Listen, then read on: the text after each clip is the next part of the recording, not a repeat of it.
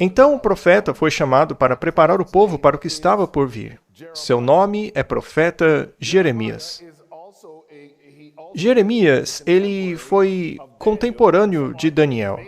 Alguns até dizem que ele pode ter ensinado o pequeno Daniel e seus 3 amigos, o que explicaria a razão deles terem sido tão fortes em sua fé ao chegarem em Babilônia. Ele também foi contemporâneo de Ezequiel.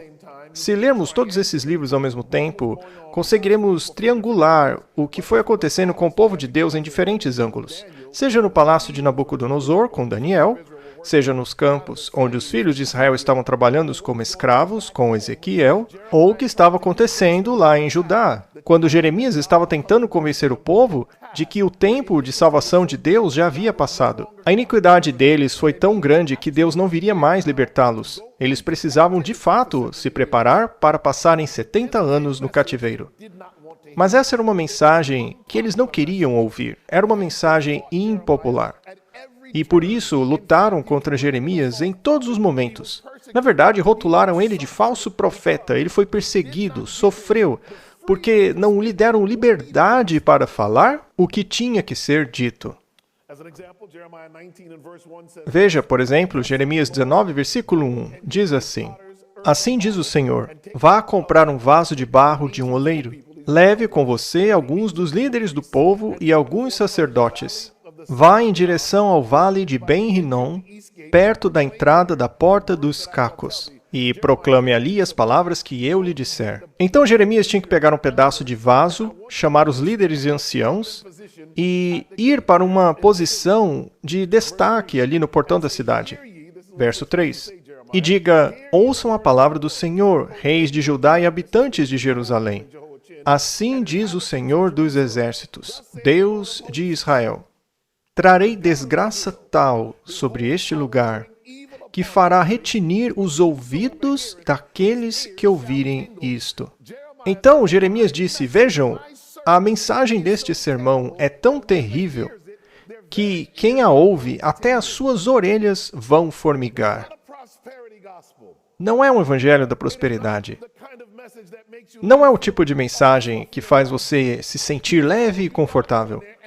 Deus lhe ordenou para ir lá e pregar a dura palavra de Deus.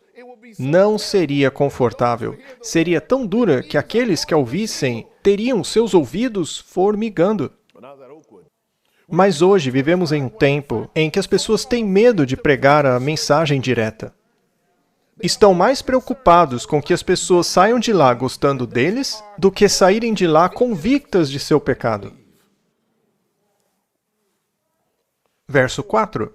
Porque eles me abandonaram, diz o Senhor, e profanaram este lugar, oferecendo sacrifícios a deuses estranhos, que nem eles, nem seus antepassados, nem os reis de Judá conheceram, e encheram este lugar com sangue de inocentes. Aqui ele está falando da adoração ao deus Moloque. Se você não sabe o que é isso, o versículo 5 explica melhor. Construíram nos montes os altares dedicados a Baal, para queimarem os seus filhos como holocaustos oferecidos a Baal. De certa maneira, nós ainda estamos sacrificando crianças. Achamos que dar tudo aos nossos filhos é fazer a coisa certa. Mas se não colocamos limites em nossa casa hoje, nossos filhos crescerão vulneráveis. Quando Jeremias prega este sermão, este foi o resultado. Jeremias, capítulo 20, versículo 1. Quando o sacerdote Passur, filho de Imer, o mais alto funcionário do templo do Senhor, ouviu Jeremias profetizando essas coisas, então veja, alguém ouviu que isto estava acontecendo. Era esse cara chamado Passur. E Passur feriu Jeremias. Você consegue imaginar? Ele simplesmente foi lá e, sei lá, deu um soco no cara, certo?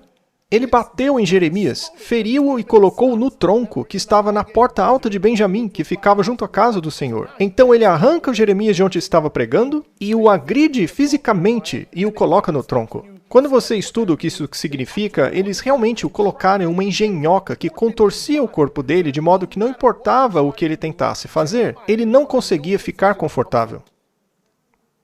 Então, para fazer dele um exemplo, eles o levaram para um dos lugares de destaque. Aonde é exatamente esse lugar, não sabemos, mas o que importa é que todos podiam ver Jeremias tentando respirar em dor na frente de todos eles, porque queriam que Jeremias calasse sua boca.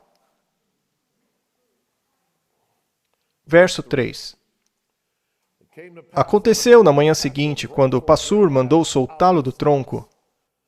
Ou seja, agora ele achava que Jeremias ia mudar o seu discurso. Mas Jeremias lhe disse, o Senhor já não chama de Passur, e sim de Magor Misabibe. Deus mudou o nome daquele homem. E na Bíblia, sempre que Deus muda o nome de alguém, o que isso quer dizer? Que o caráter daquela pessoa foi redefinido. Isso nos dá um sinal. Veja aqui no versículo 4. Pois assim diz o Senhor, farei de você um terror para si mesmo e para todos os seus amigos. Você verá com os próprios olhos quando eles forem mortos pela espada dos seus inimigos. Entregarei todo o povo de Judá nas mãos do rei da Babilônia, que os levará para a Babilônia e os matará à espada. Você me bateu, disse Jeremias, me colocou no tronco, mas a mensagem não mudou. O que mudou foi o nome daquele homem. O terror o afligiria porque ele não deu ouvidos à palavra do Senhor. Se você ler o livro de Jeremias, eles podiam ter simplesmente se submetido a Nabucodonosor, se entregado e cumprido o seu templo ali na Babilônia. O templo na Babilônia teria um duplo propósito. Primeiro é para que eles fossem purificados. A provação chegou até eles para que se tornassem a nação que deveriam ser, para prepararem-se para a primeira vinda de Cristo. Mas o segundo aspecto é que foi na Babilônia que a verdade realmente se espalhou pelo mundo. Foi na Babilônia que Nabucodonosor, o homem mais poderoso do mundo, foi convertido e adorou o único Deus verdadeiro. Mesmo em nossas provações, Deus tem um propósito para a igreja. Falaremos mais sobre isso mais tarde. De tarde falaremos com os jovens sobre questões da juventude, mas espero que todos estejam lá porque isso é importante para todos. Às 5 horas darei o meu testemunho. Vou dar detalhes que normalmente não dou. Já se passaram muitos anos, então eu posso falar coisas que não poderia falar há 7 anos atrás. Mas quero dizer a vocês que isso ainda está acontecendo. Veja o verso 5. Além disso, eu entregarei nas mãos dos seus inimigos toda a riqueza desta cidade, toda a sua produção, todos os seus bens de valor e todos os tesouros dos reis de Judá. Levarão tudo como despojo para a Babilônia. E você, Passur, e todos os que vivem em sua casa irão para o exílio, para a Babilônia. E lá vocês morrerão, serão sepultados, você e todos os seus amigos a quem você tem profetizado mentiras. Jeremias estava tão bravo que, em outra ocasião, ele disse a um falso profeta, você quer saber qual de nós é o verdadeiro? Aquele que estiver vivo dentro de tanto tempo. Jeremias era um cara durão. E lá vocês morrerão e serão sepultados, você e todos os seus amigos a quem você tem profetizado mentiras. E aqui há algo profundo sobre os falsos profetas de Judá naquela época. Eles citavam a Bíblia. Eles faziam sermões baseados na libertação do Egito. Estava dizendo que Deus nunca deixaria que virassem escravos novamente. Eles estavam pregando palavras que pareciam sensatas. Mas vou te dizer algo. Falsos profetas pregam coisas que parecem muito sensatas. Mas se não estão na Bíblia, são mentiras.